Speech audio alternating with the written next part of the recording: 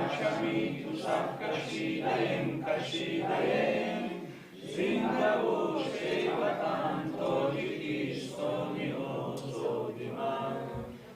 انتخابات مجلس نمایندگان مجلس عالی جمهوری تاجیکستان، مجلس‌های محلی وکیلان خلق و جماعت‌ها در ناحیه واسع طبق وقت معین گردیده صبح روز 1 مارس رسا ساعت 6 آغاز گردید. در участک انتخاباتی رقم 6 که در مؤسسه تحصیلات میانه عمومی رقم 53 واقع می باشد، بعد خواندن سرود ملی جمهوری تاجیکستان اعضایان کمیسیون انتخاباتی به کار خود شروع نمودند. از صبح بر وقت شماره زیادی آوازدهندگان به участک انتخاباتی آمدند. آوازدهندگان با حجت تصدیق کننده شخصیت طوری در قانونگذاری انتخابات آمده است این حجت شناسنامه یا حجت دیگری تصدیق کننده شخصیت را پیشنهاد نموده بولتن آوازدهی را گرفته در حجره آوازدهی به طرفداری نامزد و حزب پسندیده‌اش آزادانه رای می‌دهند. از روی مشاهده ها از رفت انتخابات در این участک معین می‌گردد که هر یک آوازدهنده خوب احساس نموده است که یک آواز دارد و این حقوق خود را استفاده می‌برد.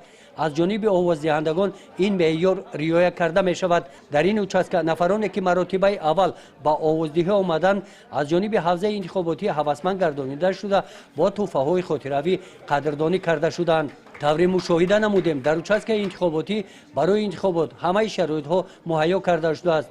ناظران نامزدها و حزب‌های سیاسی رفت انتخابات را مشاهده می نمایند. طبق معلومات حوزه انتخاباتی واسع رقم 39 در همه участк‌های انتخاباتی در وقت معین گردیده انتخابات شروع گردید.